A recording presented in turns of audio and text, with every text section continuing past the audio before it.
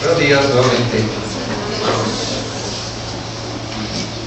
Estamos en nuestras exposiciones del libro de Juan y hoy nos ha tocado abordar el capítulo 4. Bueno, hasta el versículo 26 vamos a mirar. Yo haría una pregunta esta mañana. ¿Ha tenido usted sed? No hablo de esa sensación después de jugar un partido o caminar por algún tiempo. Ni siquiera de esa sensación que tenemos cuando después de un día venirnos por el Transmilenio llega uno acalorado a la casa con alguna sensación. Hablo de esa sed que casi roza con la deshidratación. Esa sensación de desfallecimiento que hasta la piel se reseca, se cuartea. Unas personas cuando van a ser operadas desde el día anterior no les dejan ni probar un poco de agua. Ya uno un día después los ve algo descompuestos, solo quisieran una gota de agua en sus labios. La sed por la misericordia de Dios es un precioso síntoma. En la sabiduría de Dios nos puso para que usted y yo nos demos cuenta que nuestro cuerpo necesita agua. ¿Sabe? Si Dios no nos hubiera puesto ese síntoma en nuestros cuerpos, como el sentido del hambre también, seríamos capaces de trabajar, ocuparnos por días y morir sin darnos cuenta. Gracias a ese síntoma sabemos que necesitamos agua. El Señor va a usar una expresión de sed, de agua, para señalar hacia su persona y lo que Él vino a hacer. Pero Él sabe que viene a un contexto donde entiende que la gente está muriendo por no tenerle a Él, pero sabe, no tienen sed. Qué terrible sería eso, que su cuerpo no sintiera que necesita agua. Y si usted no necesita, cree no necesitar agua, ¿qué hace? Pues no bebe. Y en 3 días usted ya no existe.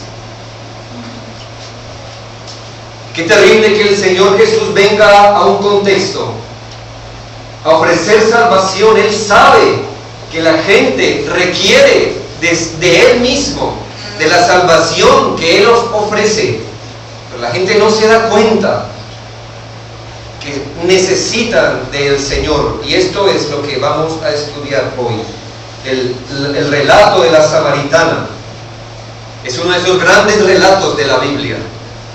Si hiciéramos una lista de esos grandes eventos bíblicos, de esos que más impactan a las personas, yo creo que el encuentro de la mujer con Cristo fuera una de esas que siempre apuntaríamos allí. Yo sé que el texto dice lo que dice, pero dice más de lo que podemos ver a simple vista. Si quisiéramos desprender toda una explicación de la inauguración de la adoración en el nuevo pacto, este sería un buen principio. El Señor le estaba dando un vuelco a la historia sagrada. Y aquí, en este lugar, en ese pozo, estaba anunciando que la manera de adorar a Dios bajo el antiguo pacto había culminado. Viene la hora y ahora es. Así que si usted quisiera entrar en este texto más profundamente, Habría muchas lecciones doctrinales pesadas allí, pero vamos a ir, hermanos, por lo que es algo claro, obvio y práctico, si así se quisiera. Acabamos de dejar el testimonio de Juan Bautista, cuando él dice: es mi gozo que todas las personas estén yendo detrás del Señor Jesús, porque es necesario que Él crezca y que yo mengüe. Él quería, al menos Juan Bautista quería dejarnos algo claro, y es hacia dónde se están dirigiendo los propósitos de Cristo. ¿Hacia dónde se dirige? Él ha emprendido ya su labor salvadora, y esto es lo que nos encontramos aquí. Pero hay varios asuntos culturales, llamémoslo de esa forma, que si nosotros no lo sabemos, no podemos desentrañar las riquezas de este texto. Como por ejemplo, esa disputa que había entre judíos y samaritanos. Era una disputa antiquísima, esa no empezó con el Señor Jesús. Si usted fuera judío, esa disputa viene años atrás, cuando por varios asuntos, que no es el punto, la parte norte de Israel se contaminó, y esto hizo que los judíos, la parte sur del mismo territorio, se quedaran con el templo y fueran algo más celosos del culto, de la doctrina. Tenían el templo, tenían el sacerdocio, pero es que los samaritanos hicieron algo especial. Como se habían contaminado, entonces ellos mismos, sabiendo que el Pentateuco juzgaba su forma de adorar, ¿sabe qué hicieron? Se inventaron su propio Pentateuco. Ese existe hasta hoy, se llama el Pentateuco samaritano. Y ¿sabe? Moisés no es el héroe allí. No les conviene. ¿Por qué? Porque en el Pentateuco que usted y yo tenemos, el inspirado por Dios, hay un lugar de reunión, el templo de Jerusalén. Hay un sacerdocio, que es el sacerdocio por los hijos de Aarón, los levitas. Pero ellos dijeron: no, vamos a inventar nuestro culto. Vamos a ir más atrás de Moisés.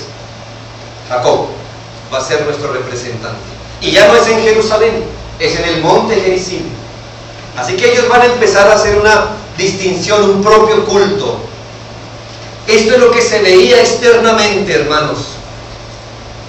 Pero internamente creo que no había casi ninguna diferencia entre judíos y samaritanos.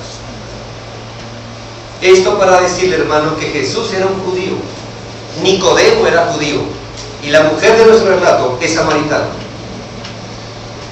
El Señor Jesucristo puso su habitación en Galilea, en el norte, pero Él estaba en la Pascua judía, en el sur, y en toda la mitad del trayecto estaba la región de Samaria. ¿Y qué ocurre? Que dice la Escritura que el Señor se va dirigiendo hacia Galilea. Estaba en la Pascua, en Jerusalén, y se va dirigiendo y tiene que pasar por esa región. Pero ¿sabe usted qué hacían algunos judíos celosos? Por no pasar por la región, preferían pasar el Jordán, irse hacia arriba y volver a pasar para llegar al sitio donde iban. O se iban muy arrimados por un camino, o hacían la vuelta más larga, o lo que hizo el Señor Jesucristo. No hay de otra, allá voy, ¿cierto? Otro asunto que, si no lo tenemos en mente, nos va a costar, es la posición social de la mujer en tiempos del Señor. Había ciertas regulaciones culturales que les impedían a las mujeres estar al mismo nivel social de los hombres. Usted va a encontrar en los relatos bíblicos que cuando el Señor Jesús estaba reunido, era una reunión de hombres y no había mujeres allí. Por ejemplo, no era bien visto tampoco que un hombre y una mujer entablaran una conversación en la calle. Eso no era bien visto para esa cultura. Y si a esto le sumamos que la mujer de nuestro relato era de mala reputación y samaritana, entonces es algo más contracultural, llamémosle así, lo que hizo nuestro Señor Jesucristo cuando habló con ella. Es más, los discípulos se asombran. Mire el capítulo 4, versículo 27. En esto vinieron sus discípulos y se maravillaron de que hablaba con una mujer.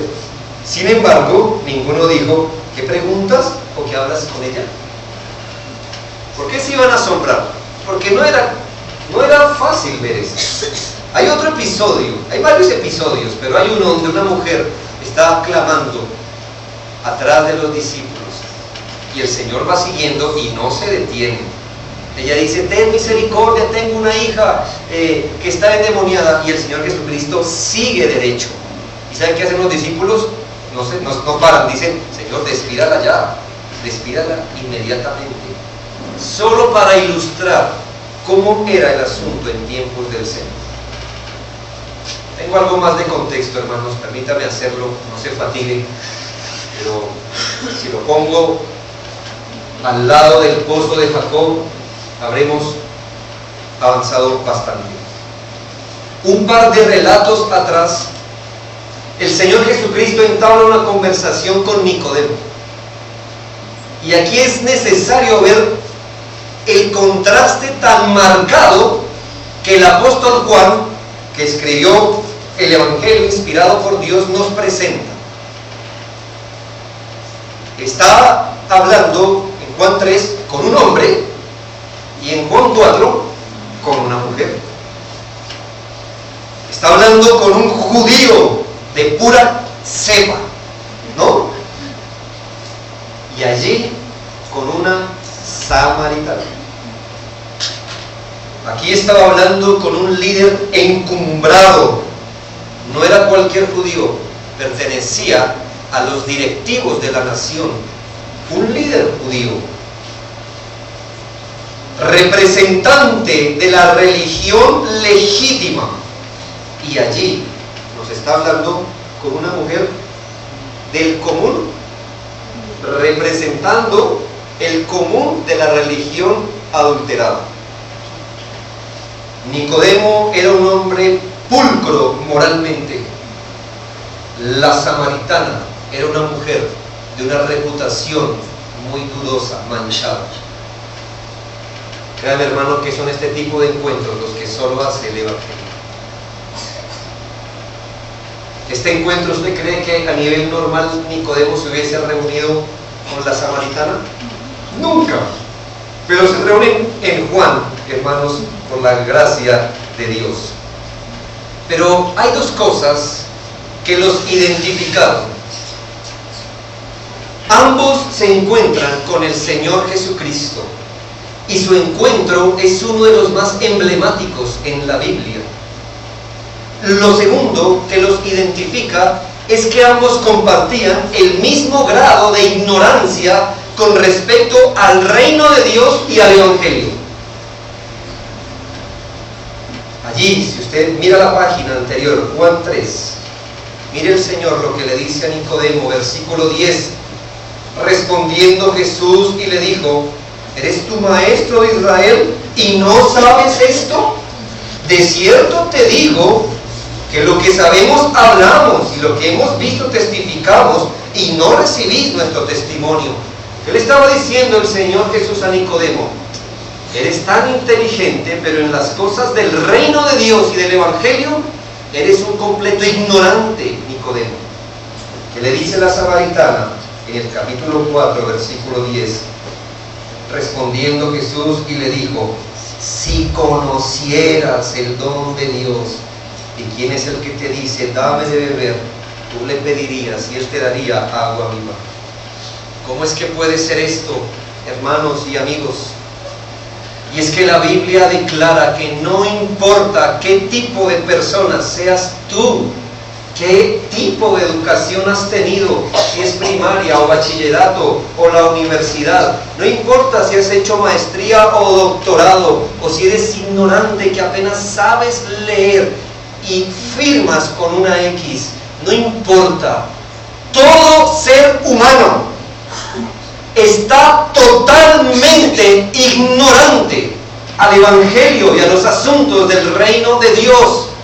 Le tiene que ser enseñado el Evangelio o su inteligencia nunca le llevará a conocer el Evangelio. No tiene que ver con estrato social, puede ser rico o puede ser pobre, pero ambos surgen o nacen en esta vida igualmente ignorantes del Evangelio. No importa si eres un hombre de ciudad o si eres un hombre de campo, no importa si practicas una religión o una moralidad recta, o si vienes de un contexto impuro e inmoral, con tendencias ateas, no interesa. El ser humano es un ser ignorante de Dios, del verdadero Dios y del Evangelio por naturaleza. No hay quien entienda. No hay justo ni aun uno. Pero esto tiene otra cara. No importa el tipo de persona que tú seas, Cristo puede salvar cualquier tipo de persona. Puede salvar tanto al hombre de moralidad y religiosidad ejemplar, lleno de justicia propia, como puede salvar al inmoral y vergonzoso pecador, estigmatizado, que ha vivido toda su vida desviado de lo que Dios quiere. Hay salvación en Cristo, es lo que nos está diciendo Juan en su Evangelio. No importa, y por eso toman los dos ejemplos más representativos para enseñarnos que si Dios pudo salvar a un Nicodemo y a una samaritana, usted y yo estamos parados entre esos dos polos y nos puede salvar. Y Cristo es la fuente de vida para todo aquel que viene a Él. Viene el Señor, mi primer punto, el encuentro providencial. Dice la Biblia en el versículo 1 que el Señor escuchó todo esto que estaba pasando, que los discípulos decían que tú bautizas, que Juan bautiza, etc. Y el Señor quiso apartarse de ese asunto y se apartó bastante, porque todo estaba ocurriendo en la parte sur y él va para el lugar norte de su territorio. Seguramente él no quería ni polemizar ni atraer sobre sí una persecución tan temprana, y se retira a seguir haciendo su ministerio. Y es cuando, dice la Biblia, le fue necesario, versículo 4, pasar por Samaria. Decide atravesar, para llegar a su lugar, decide atravesar la región de Samaria y llega con sus discípulos a un lugar llamado Sicar. Los que han seguido el estudio de la tarde, las biografías bíblicas, sabrán que Jacob, cuando pelea con el ángel, recibe la orden, vaya a su tierra, a su parentela. Pero él de camino se queda en la mitad y acampa en un lugar llamado Siquem, donde pasó el asunto bochornoso con Dina. Allí se establece en un lugar y le llamó Sucot a ese lugar. Pues ese lugar es el que está aquí, llamado Sicar. Allí con el tiempo vino los huesos de José a ser enterrados en ese lugar que adquirió Jacob. Además, hay un emblema puesto allí. No solamente que allí está enterrado José, sino que Jacob en su estancia hizo un pozo. Y ese pozo, las tres religiones que se desprenden de los relatos bíblicos de Abraham, reconocen que ese es el pozo de Jacob. Es que es muy importante lo que va a pasar allí. Un monumento. Y allí el Señor se dirige, mostrando los rigores de su humanidad. Que sepamos, hermano, en la Biblia está claro, Jesucristo es tanto Dios como hombre.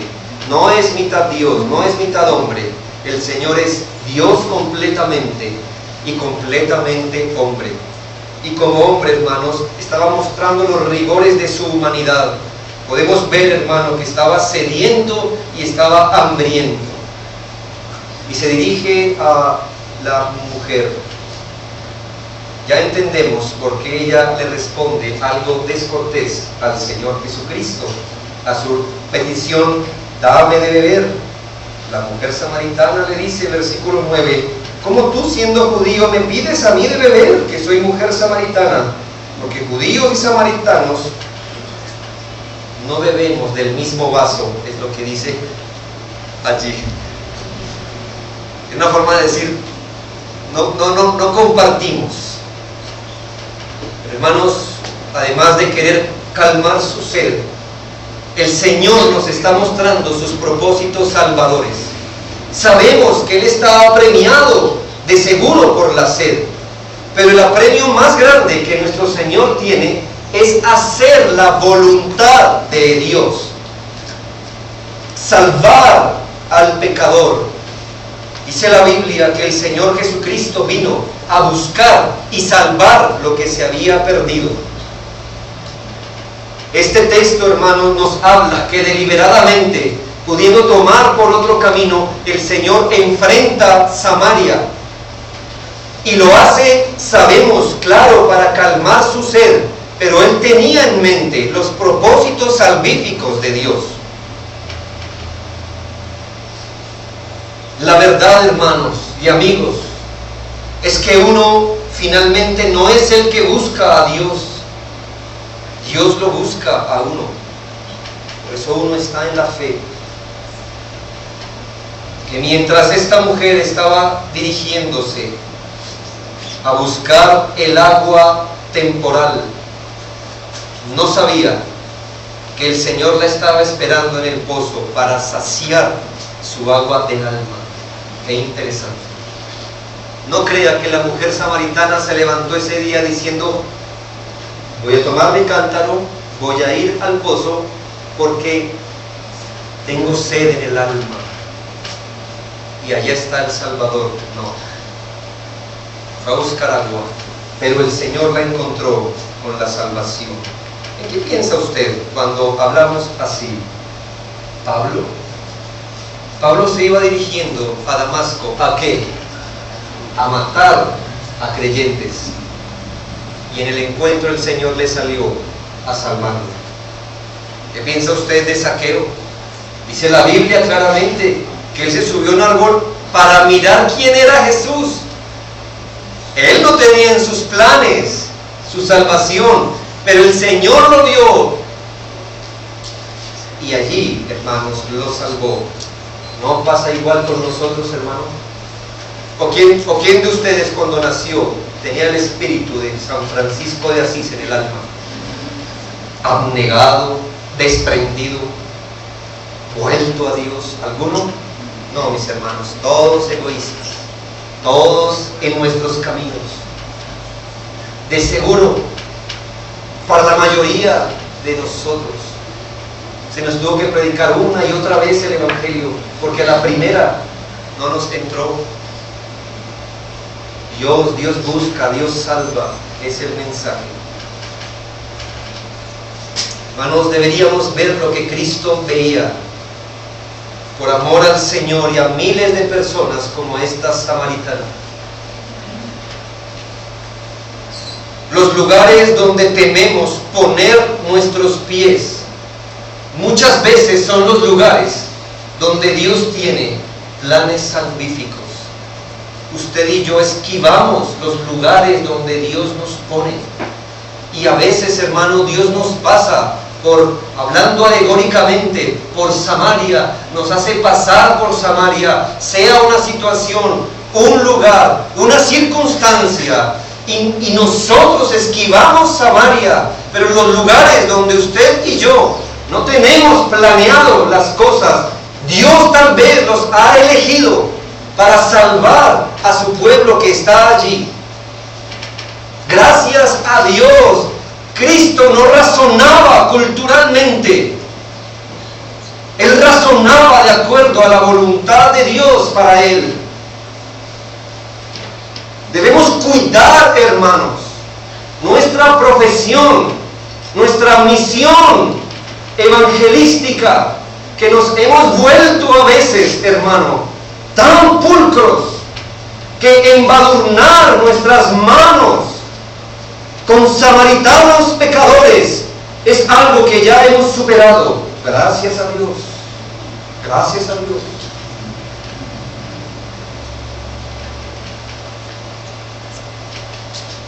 Oh hermano, hay Samaria y hay samaritanos.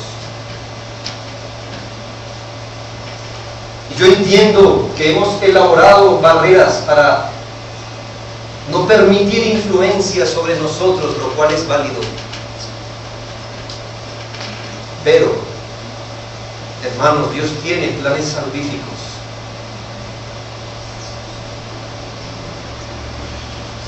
Y nos lo encargó a nosotros. Que podamos ver a Samaria como Cristo la vio.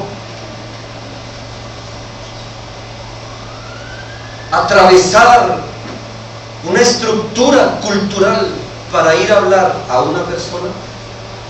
Para muchas personas hoy que anhelan el ministerio, esto sería el acabose. La mayoría de personas que piensa en ministerio ya piensa en un grupo, al menos un grupo, pero uno. Oh, Cristo nos razonó así. Gloria a Dios por eso. Es el hombre que puede hablar a 10,000 personas en el sermón del monte, pero tener la misma solemnidad y el mismo mensaje para hablarle a una mujer en el pozo.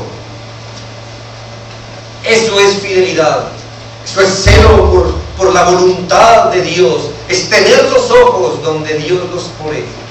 Que tuviéramos esos deseos, hermanos, esas prioridades, esos ojos con que Él vio, esa hambre y sed que le obligó a hacer la voluntad de Dios a Él.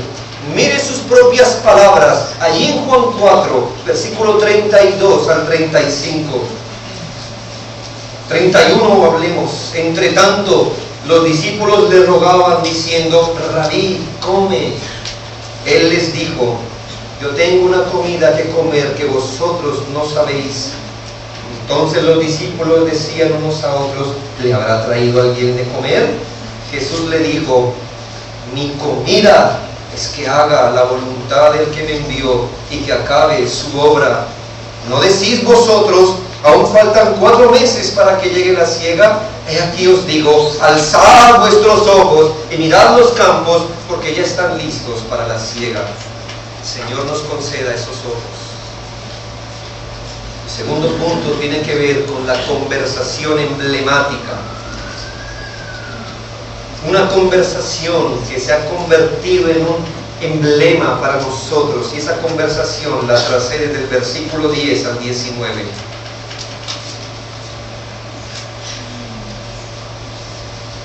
Cuando la mujer le responde algo amargo al Señor Jesús, versículo 9: ¿cómo tú, siendo judío, me pides a mí de beber, que soy mujer samaritana? Porque judíos y samaritanos no se tratan entre sí.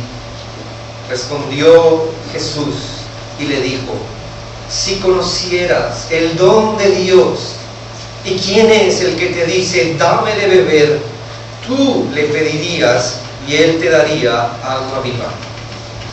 Otra vez el Señor hablando con asuntos muy familiares. A Nicodemo le dijo nacer de nuevo, y aquel quedó como, ¿cómo es esto?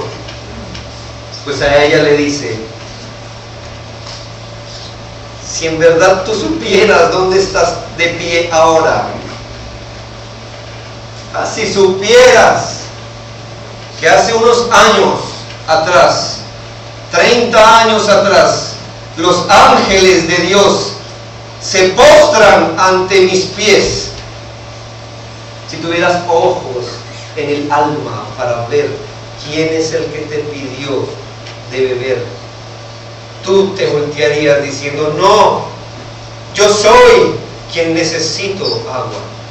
Y Él no te negaría esa petición. Si supieras el don de Dios. ¿Qué es el don de Dios? ¿Está haciendo referencia el Señor Jesucristo a la vida eterna, acaso? ¿O está haciendo referencia a sí mismo? Versículo 10: si conocieras el don de Dios, ¿Qué es el don de Dios? Yo creo que no hay por qué escoger. Si lo que el Señor Jesucristo estaba hablando era la vida eterna, pues la vida eterna está en su Hijo. Y si Cristo estaba hablando de sí mismo, Él trae vida eterna. Pero si seguimos algunas palabras de Juan en su Evangelio, tal vez sea el Espíritu Santo, el don de Dios. Y si es el Espíritu Santo, ¿quién más puede traer a Cristo y aplicar la obra de vida eterna si no es Él? Así que no importa si el don de Dios es Jesús, la vida eterna o el Espíritu Santo, el punto es este: si conocieras esto, si supieras, como el Señor le dijo a Nicodemo, que de tal manera Dios ha amado el mundo, que ha dado como un don a su Hijo, para que todo aquel que en Él cree no se pierda, mas tenga vida eterna. Es interesante ver cuando allí mismo en Juan 7:37, algo que seguramente, si Dios quiere, así veremos en nuestra exposición de Juan. Dice la Biblia, Juan 7:37, en el último y gran día de la fiesta, Jesús se puso en pie y alzó la voz diciendo: si alguno tiene sed, venga a mí y beba. ¿Qué respondería la mujer? Ella respondió con lo que yo he llamado el argumento de la autoridad tradicional. Ella tiene una tradición encima, la cual es autoridad para ella. Así que al ofrecimiento del Señor, ella le responde así: Señor, no tienes con qué sacarla y el pozo es hondo. ¿De dónde pues tienes agua viva? ¿Acaso eres tú mayor que nuestro padre Jacob, que nos dio este pozo, del cual bebieron él, sus hijos y sus ganados? Me estás diciendo, Señor, que tú antes me darías agua viva, pero ahí estás sentado, sediento, ni siquiera tienes con qué sacar el agua de este pozo, y me darás agua viva. ¿Eres tú acaso mayor que Jacob? Al menos Jacob nos dejó esto. ¿Y hace cuántos siglos vivió Jacob? Hace harto. Y mire, su pozo todavía nos beneficia. Y tú ahí sentado me estás diciendo que me darás agua viva. ¿Eres tú mayor que en mi autoridad, Jacob? Pues hermanos, el Señor le responde afirmativamente a la pregunta: ¿eres tú mayor que nuestro padre Jacob? Sí, respondió Jesús, versículo 13, y le dijo: cualquiera que bebiere de esta agua, sí, del pozo de Jacob, que sobrevive hasta hoy, volverá a tener sed, mas el que bebiere del agua que yo le daré, no tendrá sed jamás, sino que el agua que yo le daré será en él una fuente de agua que salte para vida eterna. Sí, piensa muy bien, pero yo estoy por encima de Jacob, a quien tú le das tu crédito, o es tu fuente de autoridad. ¿Por qué? Nótese la gran diferencia. El agua del pozo físico proporcionaría satisfacción temporal. Lean: cualquiera que bebiere de esta agua volverá a tener sed. Pero el agua que da Jesús, dice: el que bebiere del agua que yo le daré no tendrá sed jamás. No solamente eso, sino que el agua del pozo de Jacob es física, externa, y está dada para saciar asuntos físicos y externos. Pero note el agua que el Señor promete: sino que el agua que yo le daré será en él. No como el pozo está fuera de él. El agua que el Señor promete estará en él como una fuente de agua. Aún más, el agua del pozo de Jacob es de eficiencia temporal, pero el agua de Cristo es eterna. Note, será en él una fuente que salte para vida eterna. Eso es una forma de decir, hermanos y amigos, que Cristo es el don de Dios, quien ha prometido que el que en él cree no solo tiene saciada su necesidad espiritual, sino que tiene la misma fuente de donde brota el agua viva. No solo es lo que él da, es el mismo. No solo es el agua lo que el Señor está prometiendo, sino la fuente misma de donde brota el agua. Nosotros, hermanos y amigos, tenemos una conciencia de nuestras necesidades y seguro que tenemos una prioridad para saciarlas. Pero lamentablemente, entre esas prioridades y entre esos asuntos muy sentidos, a nivel natural, no se encuentra nuestra necesidad profunda del Señor. Así es que nosotros tratamos de saciar nuestra vida, sentirnos tranquilos y satisfechos con asuntos físicos, tal como lo estaba viendo la samaritana. Tal vez lo de ella era agua, pero tal vez algunos quieran sentirse tranquilos y satisfechos, no sé, con el dinero, con una relación interpersonal, con su estudio, con su trabajo, con sus hobbies, con sus deportes, con sus proyectos, sus metas. ¿Y sabe cuál es el principio? Volverás a tener sed. Eso es lo que va a pasar, si es que ya no lo has discernido. Si has entrado en el círculo interminable del consumismo, sabrás que no terminas de pagar una cosa cuando ya deseas otra. Volverás a tener sed. Enfócate en tus proyectos, solo para saber que cuando pases la meta, habrá una más adelante que cumplir tal vez. Volverás a tener sed.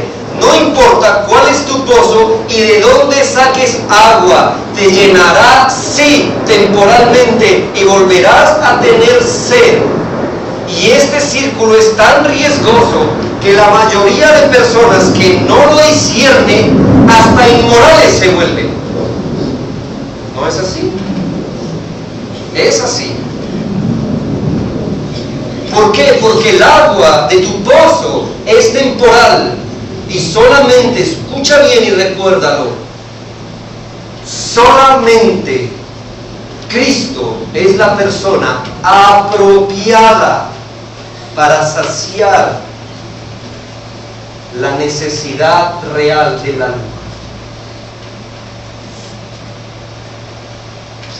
Las cosas son para lo que son. Si usted tuviera una fuga de agua en su casa, un hueco en una tubería, usted puede intentar taparla, hermano, envolviéndole papel higiénico alrededor del tubo. Hágalo. Hágalo. Pero las cosas son para lo que son.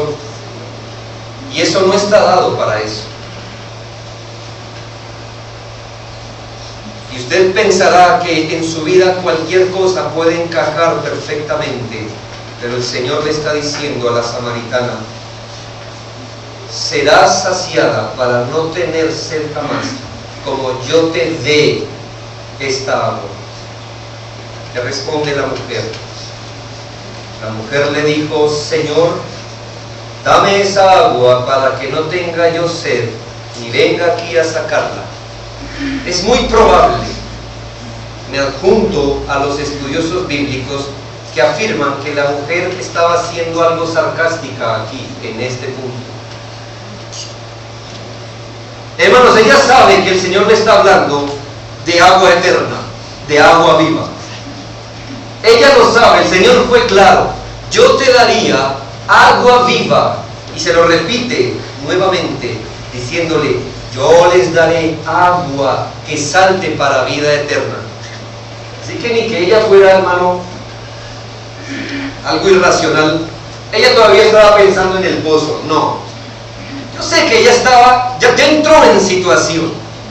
Ya sabe que lo que el Señor le está ofreciendo es vida eterna. Pero aquí hay varias cosas que en su mente pueden estar pasando. Viene un hombre sediento que no tiene ni aún para sacar agua física y le está diciendo: yo te daré agua que salta para vida eterna. Entonces lo que dice ella es: quiero ver de dónde la sacas, quiero ver de dónde la sacas. Pero hermanos, es el tipo de peticiones que el Señor se goza en responder. Y Él sabe que ella no verá la necesidad y la urgencia de beber del agua de vida si no es convicta de pecado. ¡Qué misericordia de Dios!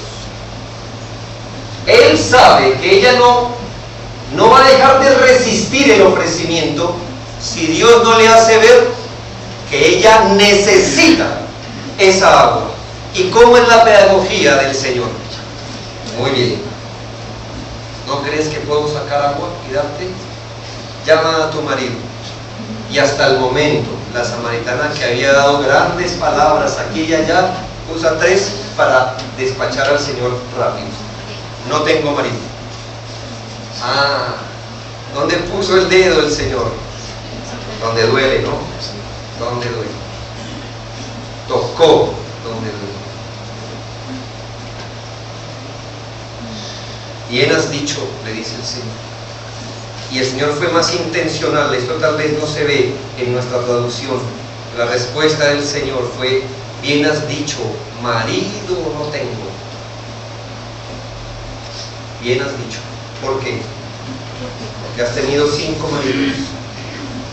Y el que ahora tienes, es decir, el sexto, no es tu marido. Las cosas en su sitio, ¿no crees? No crees que yo te voy a dar agua. No tienes urgencia. Déjame abrirte los ojos para ver que sí. Y ella se ve expuesta ante el Señor en su inmoralidad. Ella se ve totalmente escrutada por los ojos del Salvador. Te conozco. Es muy probable que esta mujer fuera a una hora inusual al pozo, donde no se tuviera que encontrar con la gente. Por eso mismo vivía en un lugar donde todos sabían que ella era inmoral. ¿Te parece escandaloso, hermano, esto? ¿Conocieras una mujer que dice: he tenido 5 esposos y ahora el sexto, ahí voy? ¿Qué dice ella?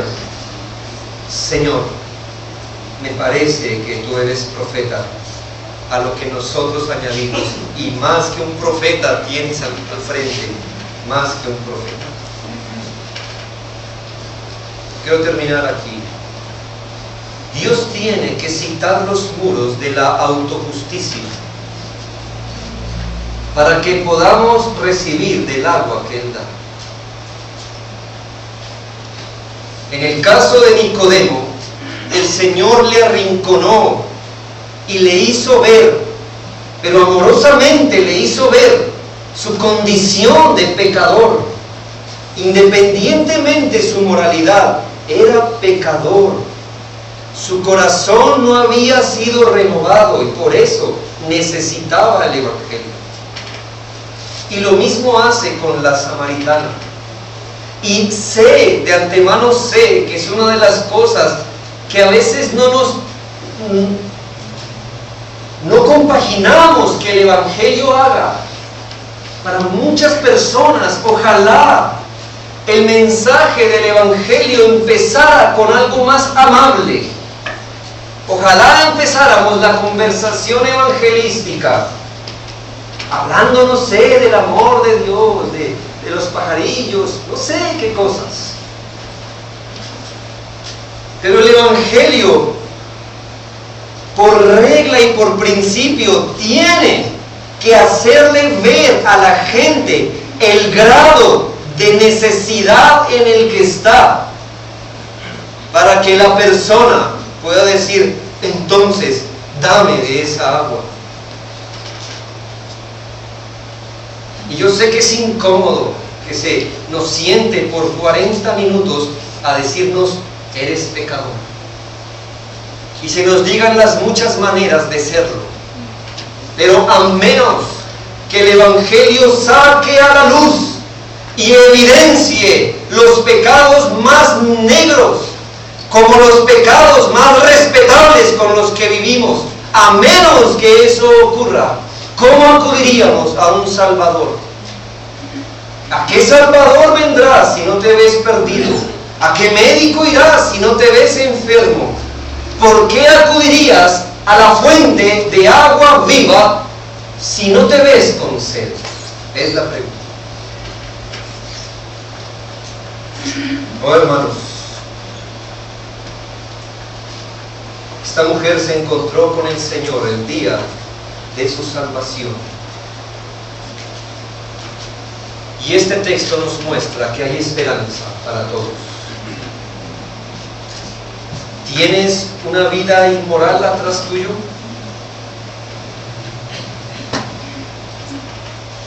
¿Te has ensuciado en la inmoralidad como la samaritana?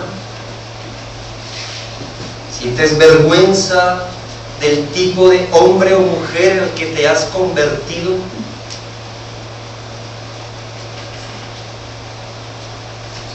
¿Sabes que ni siquiera puedes levantar tu cabeza frente a tu familia?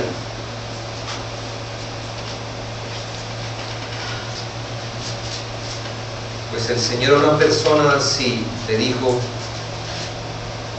si tú supieras quién es el que te ofrece, tú le pedirías y Él te daría. Ven a Cristo. Ven a Cristo. Tal vez ya has saciado tu sed,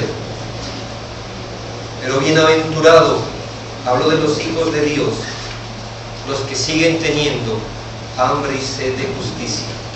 La promesa es la misma: serán saciados, serán saciados. Usé una frase en la clase de la tarde el domingo anterior: las cosas pueden cambiar en un solo día. Y la mujer inmoral que se dirigió al pozo esa tarde no fue la misma mujer que regresó a su lugar después de haber tenido el agua. Dios quiera que hoy muchos encuentren al Señor en el pozo de la predicación del Evangelio esta mañana. Oremos. Oh Padre, gracias, y de nuevo gracias por la obra de Cristo a nuestro favor, que Él es la fuente del agua y el agua misma, perfectamente apropiado para nuestra necesidad de pecado. Señor, que no haya entre nosotros quien crea que está por fuera del rango de alcance de la obra salvífica de Cristo. Pero tampoco, Señor, que alguno crea estar por encima de esta obra, tanto que no se vea necesitado. Aplica tu palabra a nuestro corazón, oh Señor, por misericordia, en tu piedad, y danos más y más de ti, Señor, de tu gracia. Te lo suplicamos. En Cristo Jesús. Amén.